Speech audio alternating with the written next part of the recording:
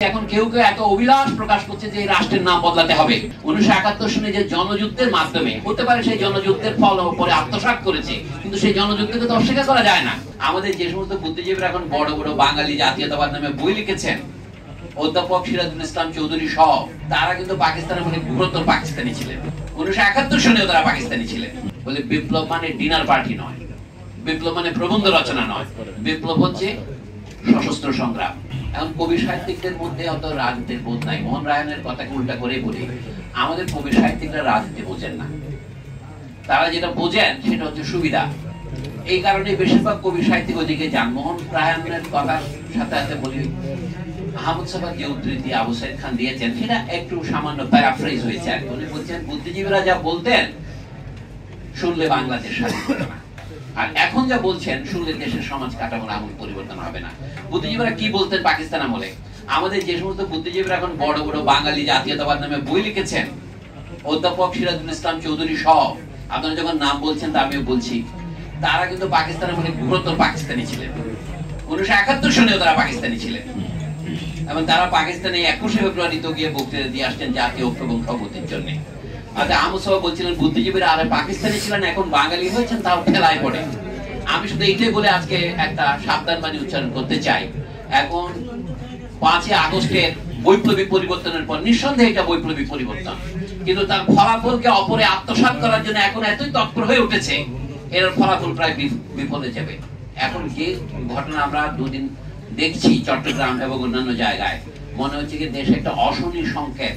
মাসুদুল কি বলেছিলেন, বলে বিপ্লব মানে ডিনার পার্টি নয়, বিপ্লব মানে প্রবন্ধ রচনা নয়, বিপ্লব হচ্ছে সশস্ত্র সংগ্রাম। সংগ্রাম সশস্ত্র হতে পারে, নিরস্ত্র হতে পারে। এবার আমরা যে জনগণের দিক থেকে আমরা নিরস্ত্র ছিলাম, কিন্তু যারা এই বিপ্লবকে দমন করতে চেয়েছেন তারা তো সশস্ত্র পন্থা এটা নিবারণ করতে চেয়েছে। আরো একটা ব্যাপারে আমাদের ভুল বোঝাবুঝির অবসান হওয়া দরকার। বোধহয় সোহরাব হাসান বলছিলেন যে সামরিক বাহিনী, সামরিক বাহিনী তো জনগণের কর্মচারী। সামরিক বাহিনী সহ দেশের আমলাতন্ত্র সকলকে জনগণের কর্তৃত্বের অধীনে রাখার পূর্ব শর্ত হচ্ছে রাষ্ট্রটাকে জনগণের রাখা। আমরা একটা ভুল করি, রাষ্ট্র এবং জনগণের মধ্যে গোল বালিয়ে ফেলি।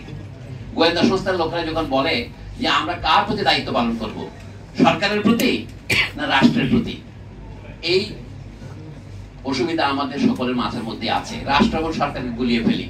সরকার বদলাবে কিন্তু রাষ্ট্র বদলাবে কিনা? আমাদেরকে একজন বললেন না কিছুক্ষণের মধ্যে, আমরা কি আদলের রাষ্ট্র গঠন করেছিলাম? তাহলে আমরা পুনর্গঠনের কথা বলি কিভাবে? আমার মনে হয় এই ব্যাপারে আমাদের স্পষ্ট থাকা উচিত। 1971 সনে যে জনযুদ্ধের মাধ্যমে হতে পারে সেই জনযুদ্ধের ফল পরে আত্মসাৎ করেছে, কিন্তু সেই জনযুদ্ধকে তো অস্বীকার করা যায় না।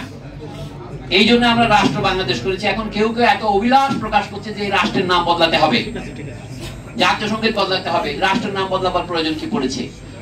আমাদের দেশে অনেক শিক্ষিত লোক আছেন, তারা প্রজাতন্ত্র কথাটা বুঝতে পারেন না। অধ্যাপক আনু মোহাম্মদ সহ অনেকে প্রচার করে চলেছেন যে আমরা কি কার প্রজা, কেন আমরা রাষ্ট্রকে প্রজাতন্ত্র বলবো?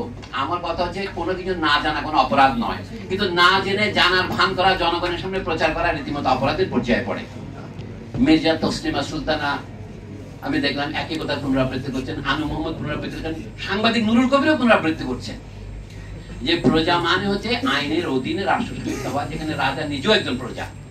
তো এই জন্য আমি বলছি, যখন আমরা বলি প্রজাতন্ত্রকে বলতে ফেলতে হবে, বলতে হবে বাংলাদেশের নাম বদলাতে হবে, এটা বোঝা যাচ্ছে রাষ্ট্র যেটা গঠিত হয়েছে জনগণের বিপুল আত্মত্যাগের বিনিময়ে। 30 লাখ না হোক, 3 লাখ লোক তো প্রাণ দিয়েছে, তাহলে সেটাকে অস্বীকার করার চেষ্টা করা খুব মহা বিপ্লবী কাণ্ড নয়, এটা হলো প্রতি বিপ্লবী কাণ্ড। এখন বিপ্লবের মাঝে অনেক প্রতি বিপ্লবী কাণ্ড কারখানারও আভাস পাওয়া যাচ্ছে। অনুগ্রহ করে সে বিষয়ে হুঁশিয়ার থাকবেন। আপনাদেরকে ধন্যবাদ।